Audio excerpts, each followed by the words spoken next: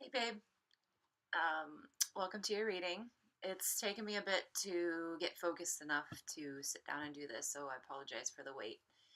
Um, but we're just gonna dive right in because you know the drill. You've done this before. Always my little disclaimer: take what resonates with you, leave behind what doesn't. And yeah, I think actually let me refer back to what your. I have an idea of what your questions were, but I'm gonna look back on that real quick. Okay, yeah, direction and guidance. Okay. Okay, well, we're going to see what comes through. I've been asking what I should share with you, and so um, we'll see what happens.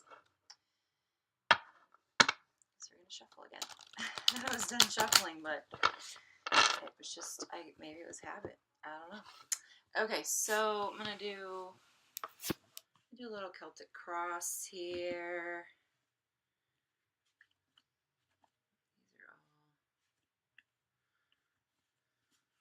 not going to work. Okay. Okay.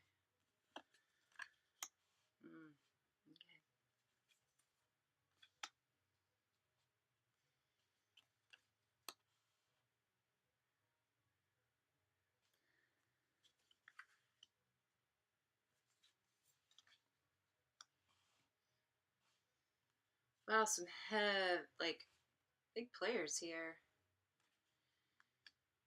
All right.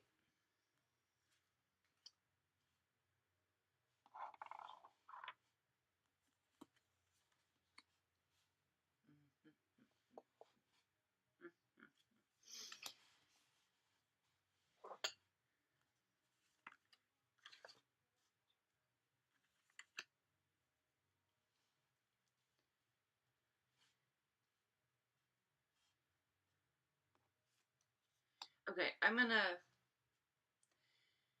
try to let you see this. So give me just a second to flip this around. Just because I think it's a good idea to get like an overview of the pictures or of the cards, and of course I will go through them. But okay.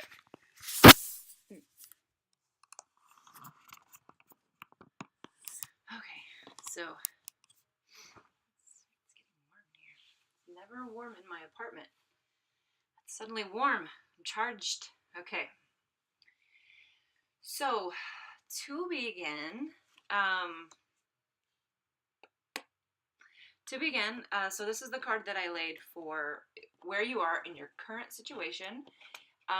This is one of my absolute favorite cards, the Empress.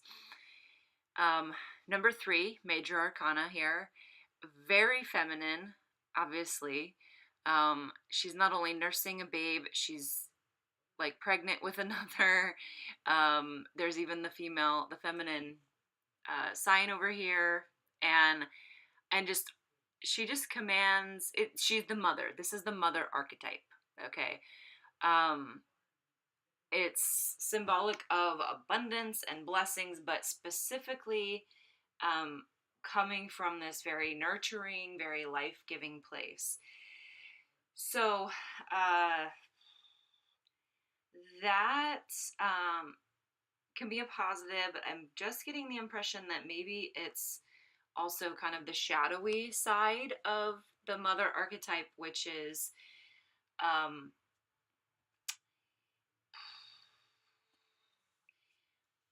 it's that you're putting that you're in that energy, but it's not being respected. It's not being well received. So you can have the mother archetype that is well timed. Okay, well timed, and the energy is well placed. So coming back to the card, the babe is meant to receive the mother's energy, right? Like the babe is designed to receive from the mother as the mother is designed to give to the babe. Um, but you can also have uh, kind of all these like hangers on, which I've never read this in the card before, but like a lot of like these animals that are all around her, they are not really meant to receive a mother's energy and love. Not the way the babe is, right? The babe can attach to her, so that makes sense. The babe inside of her grows inside of her, so that makes sense. But then you have all these other animals, all these other creatures that are kind of, for lack of a better word, they're hanging on. Like I get the sense that they sense her mother energy, her life giving force, and they're coming to bask in the glory. Um, so, yeah, like I said, I've just never gotten the shadowy side of this card, but of course there is one. There's the light and the shadow for all things, and so it makes sense. But this is where you currently are. The mother, pouring out the mother energy for everything, but what is meant to be, receiving it. So probably asking for direction was a good question.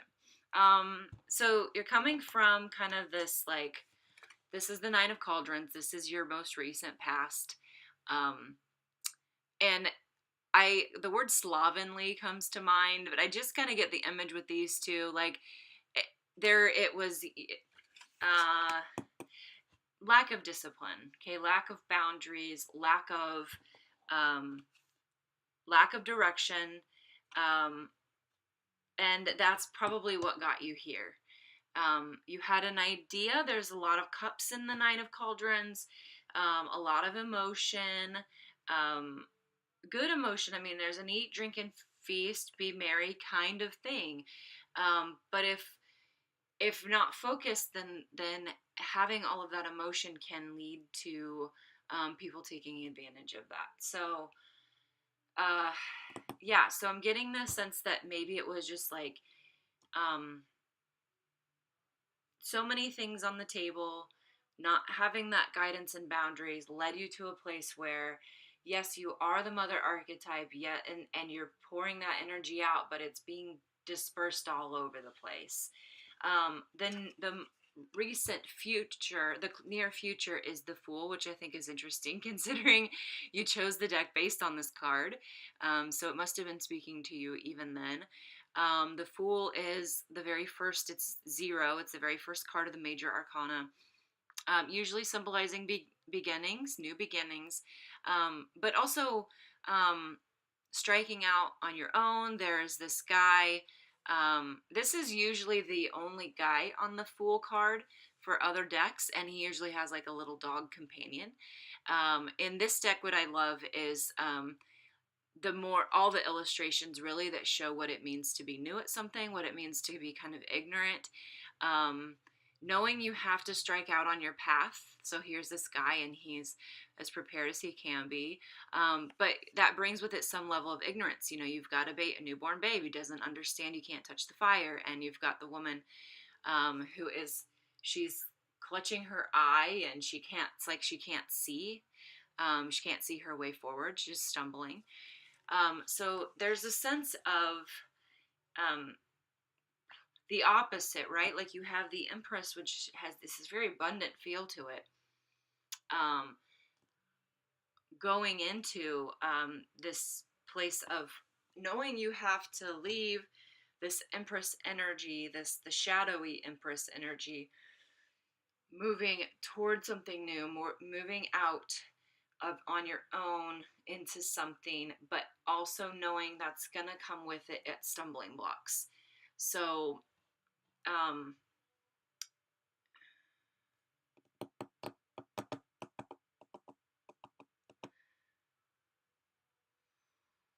yeah,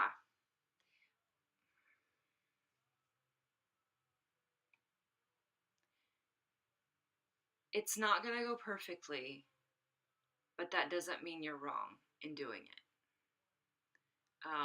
You're going to stumble, you're going to be confused, but that doesn't mean that you've taken the wrong path.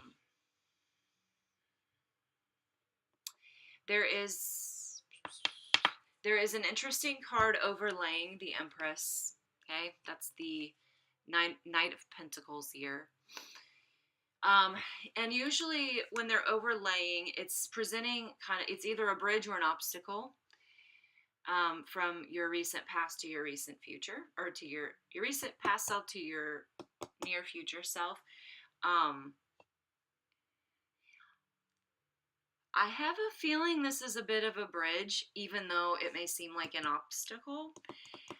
I have a feeling this is a very, Pentacles is very grounded. It's very earth-based. It's generally like working with your hands. May have even been a protector figure for you,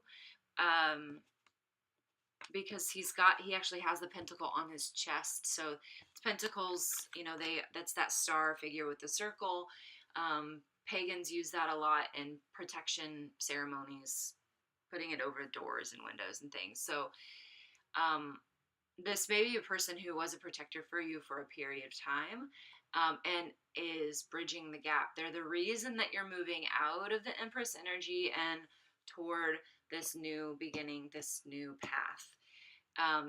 And so in that way, that's the reason I call him a bridge. I have a feeling that you may also interpret him as having been an obstacle. And this is a time and space to acknowledge what he's been for you and where he's getting you to. Because he's serving and has served or is serving an important purpose in your life, and it's a part of your becoming.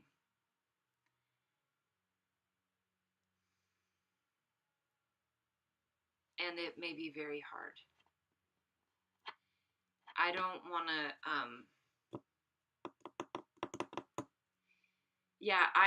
I need you to take with that what you need to take out of that.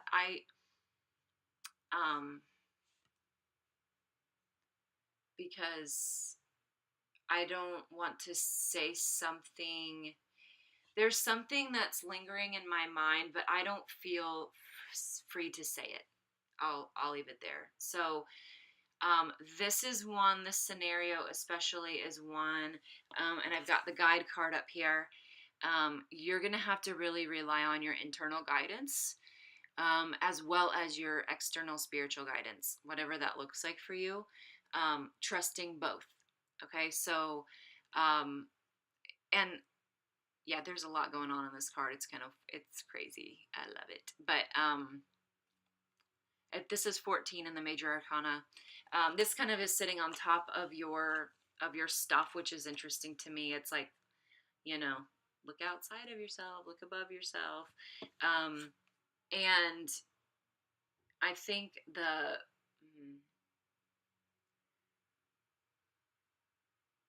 so there's some masculine energy coming out to balance the feminine of the Empress here, and I find that interesting. You've got also the Knight of Cauldrons below your card deck. Okay, so it's almost like what's anchoring you to the earth, and then the guide is what's kind of giving you the bigger picture sense. So, but in the guide picture, you have this image of the man kind of holding the woman, and she appears to be passed out. Your feminine is exhausted. All right, your feminine is tired. She has been pouring out. She has been living into this mother energy. She's been pouring it out to anyone and everyone, and she's tired. And it's time to allow the masculine part of yourself to step up, to take charge. And that maybe we're also this Knight of Pentacles, this guy that's the bridge. You may have been outsourcing that to him. Letting him be your strong masculine, letting him be your strong protector. And I think, what I'm getting the sense is that your masculine is ready to step up. It is ready to carry you. It's ready to carry your exhausted feminine and move you both forward. Which is also, what is interesting about this is that the woman is stumbling and the masculine figure is on the path. So trust the masculine energy. And I know that's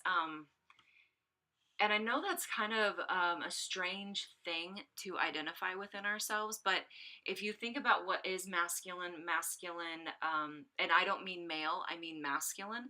Masculine is that protector energy. It is leads with the head, is very logical, tends to be very cold, can seem very anti-relationship, which is where the feminine balances out the masculine, because the feminine, as we see with the Empress, can be overly relational. So they meet in the middle. And so tapping into that masculine, we've got the Knight, right? He is armored. He has his emotions. He's not afraid to hold them or carry them, even to let them bloom and blossom. But he's protected. And there's a reason for that. The masculine, it's very important to the masculine that what is precious be protected, which is, I think, also why in the guide picture we see the masculine carrying the feminine. The masculine is there to help the feminine come into right relationship. They work together. They literally work in tandem. In the Hindu tradition, it's Shakti and, oh my gosh, Shakti and anyway, in the Hindu tradition, the two major, like, they have a lot of gods personified, but the two that are the rulers of the world that represent the big god energy are, and they work together. Shakti, oh, I have to look this up.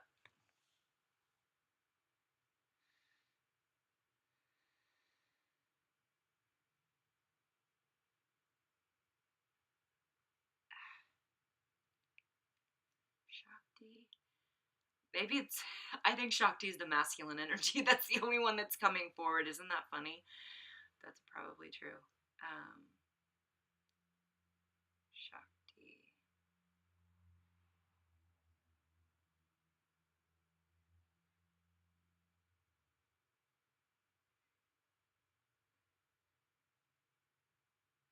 Okay.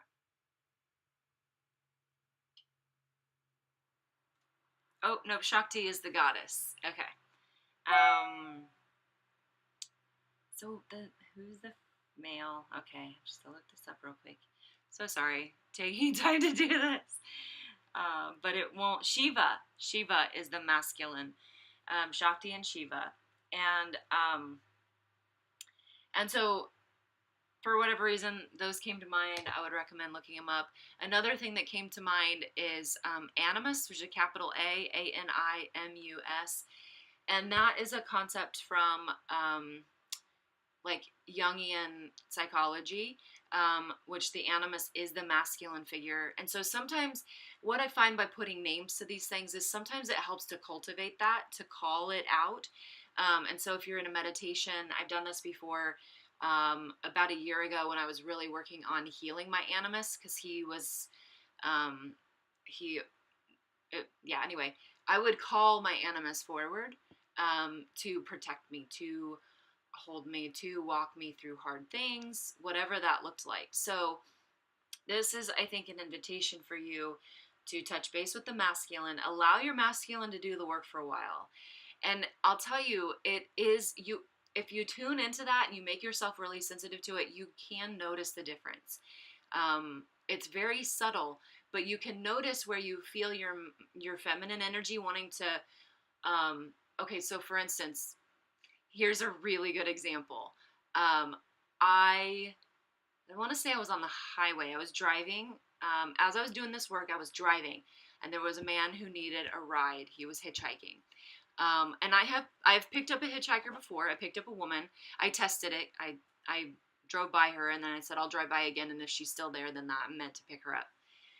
And I did, and it was an incredible experience. But drove by this guy, and that feminine part of me, that part of me that wants to take care of the world, right? The Empress, came out and was like, I should pick him up. He needs a ride. And then this other voice said, Christy, you're a single female. You are not going to bring a male into your vehicle alone. You're not going to do that. And it was like the feminine could step back and go, oh, thank you. Okay, you're right. Because at least for me, what I've grown up feeling and thinking is that that's just fear. The animus or that voice, that's just fear. And I should defy fear. Well, it is partly fear, but it's also rationality. It's also the masculine energy coming in and saying, no, no, no, no, no, no. I value you. I want to protect you. That is my job. I'm taking over here. And the feminine, in a lot of ways, feels a great relief being told what to do, being put those boundaries on because we just want to pour out all of our love. Well, the animus is there, the masculine is there to remind us that we don't have endless resources in this way. And to open our eyes to the fact that people will take advantage of those resources if we don't have appropriate and healthy boundaries with them. So do some animus work. Grab Women Who Run with the Wolves if you haven't done that already. I'm not sure if I've suggested that to you. She talks a lot about the animus, the importance of the animus, and how the feminine in all of us. So check that out. Um, man, there's so much going on here. I think it's because I like um some readings I can't pick up on nearly as much as it just doesn't flow as much. And I've heard that's because it's how open people are. So if they're not open, like if they're very skeptical, you're not going to get much from them because their field is very guarded, very defensive, so you're not going to be able to tap into any of that.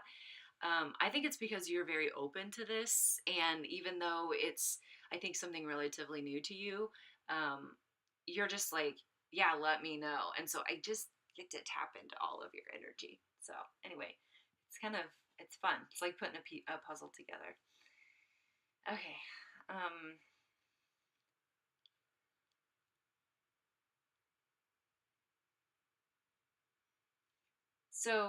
Page of Swords here. If you've got kind of a juvenile, adolescent type person, um, this is, I think, the adolescent stages of your animus. It's growing. So you may have even been doing this work without recognizing it. And by that I mean the work of building up the masculine part of yourself, allowing it to be your protector as he has a sword. Um, you may have been doing a bit of this work, so continue on, keep building, and maybe this reading is just bringing it to consciousness for you. You may have been doing this work subconsciously, and now it's being brought to light, and you can really make it more intentional using some of those resources that I gave you. Speaking of resources, you have everything you need. The magician is here to tell you that. You can see he's an interesting character. He's got the wolf coming out of the flames. He's got the runes down here for or for future telling. He's got his sword. He's unicorn, Stonehenge, light. I mean, there's just the works as far as having tools and resources to help you. And a lot of these are probably going to be I don't want to say psychically because I think that comes with a lot of weird baggage, a lot of weird uh yeah, baggage I guess is the word. Like but intuition, I'll use intuition.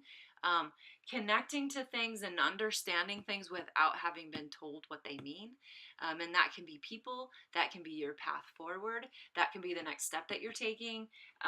It's This card is very promising. It is all around you, girl. Like you have only to reach out for the thing you need and it will be brought to you. And so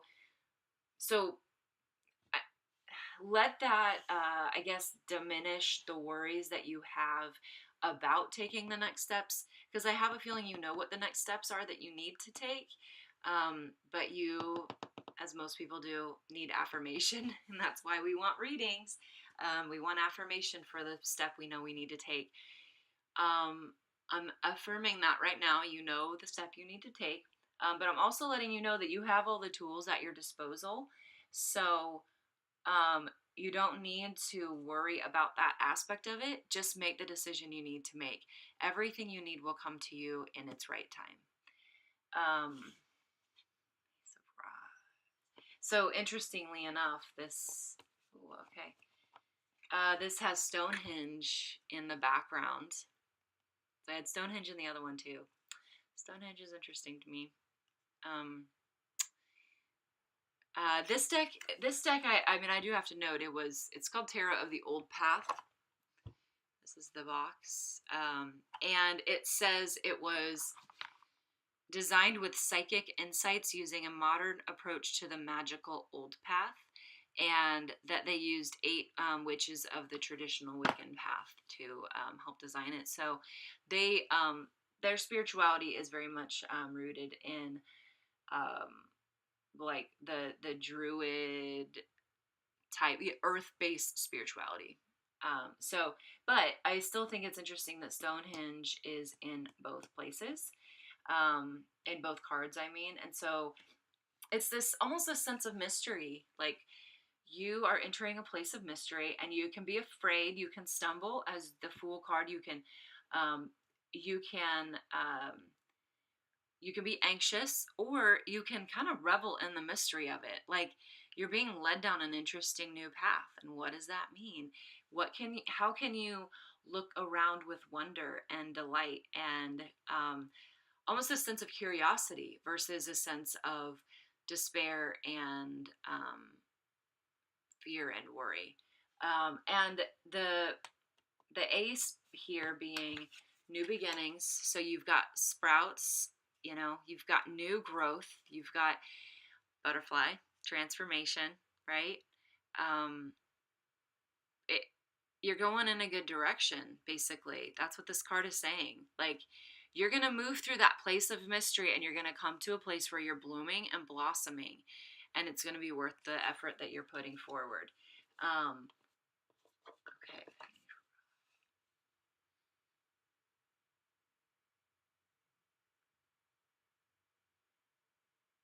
Hmm.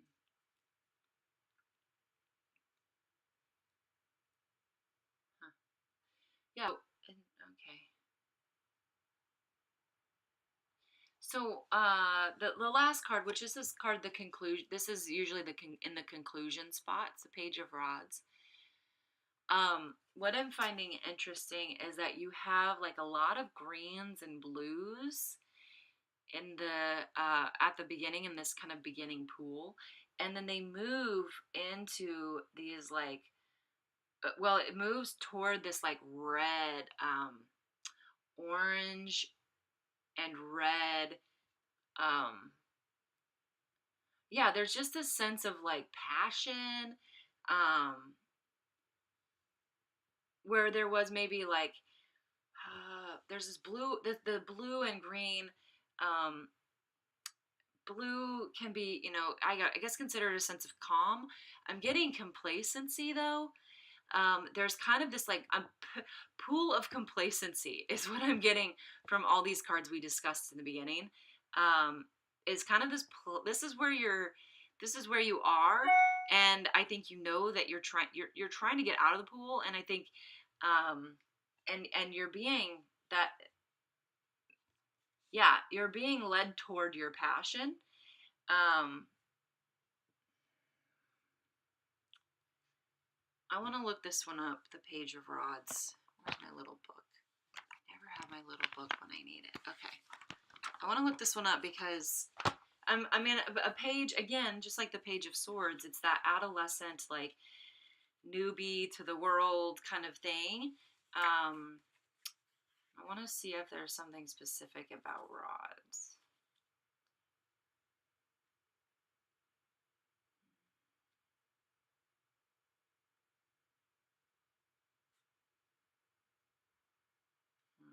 Okay. So it's a youth who is faithful, trustworthy, and full of good intentions. And so I guess the sense that I got from just reading that is that it's a dedication to the path. So, okay. So where you might have been coming out of this pool of complacency and not really, um, I'm not going to say you're not sure of what your direction is, because that's not the sense I'm getting. What I'm getting is that you've been too long without the boundaries. You've been too long pouring yourself. You've been too long exhausted.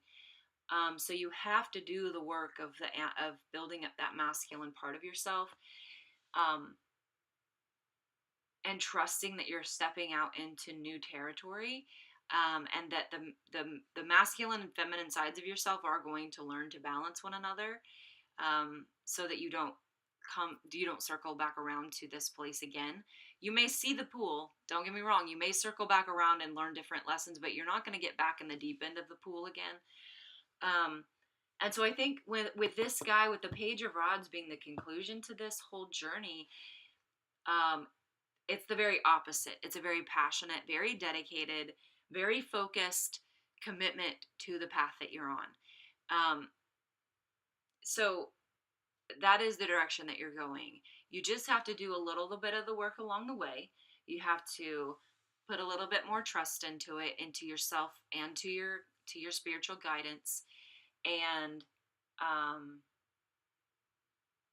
and you're gonna get there. That's what the cards are saying. So have faith and be brave, and yeah, you're gonna have everything you need. Even if the road is rocky, you're gonna have everything you need to get there, to get where you need to get. So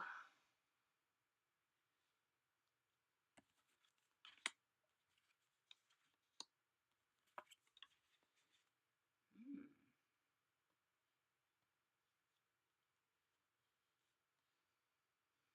So I just kind of felt like I should draw 3 more cards, because it didn't feel like the reading was over, but I didn't have anything more to say about these cards. So I drew the Lone Man, the King of Cauldrons, and the High Priest. And to me, the immediate things that came to mind with the Lone Man,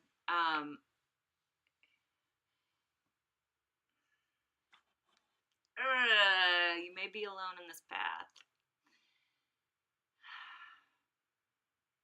You may be alone in this path, but it is your higher calling. It's your, also there's going to be hurt feelings.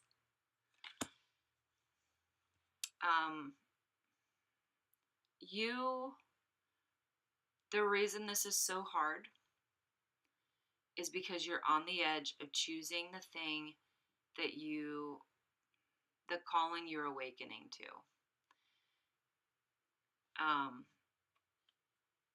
And interestingly enough, the High Priest's eyes are barely open. I don't know if you can see that. They're barely open. You're awakening to this calling.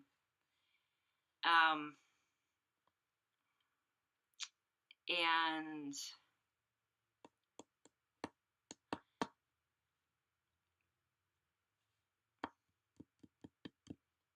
yeah, that's all I can say. It's your calling, girl.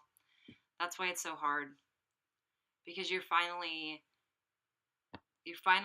awakening to it, and you're realizing what the sacrifices that it's going to require for you.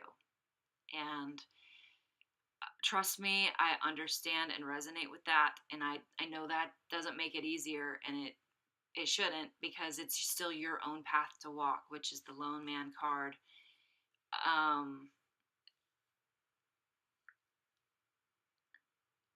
But I don't know. I hope that is reassuring, though.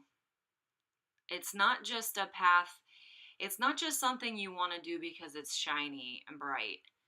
Like, you want to do it because it speaks to the core of who you are. And that's a big deal, and that's scary. And you're going to really need the masculine to help you through this, because the masculine will be the part of you that says, let's do it, and here's how. And whereas I think the feminine may be the part that's like, but no, I'm scared. So that's all I have. We're about that time. So if you have any questions, I'm open. But with your guide being the top part here, I think this reading, what you take out of this, I think it's for you to meditate with that. Spend some quiet time alone with it. And then also in prayer, however that looks for you. I know meditation and prayer can be interchangeable. But I want to make it clear that you need space with it, and then you need space to present it to your higher power beings. So don't default by giving it away. As I think sometimes that's what prayer can be, is we're just kind of like, oh, help me figure this out. You need to do the internal work yourself too. You need to sit with it yourself too. Listen to that voice inside that is like your higher self pulling you, guiding you along, and it will help you make the steps you need to make. All right. Thank you so much for trusting me and for allowing me to share this with you. I love you, darling. Let's make a phone date soon. This weekend I'm going to be traveling, so I'm out of town, but I'll be around next week or the weekend after, and we can figure something out. So.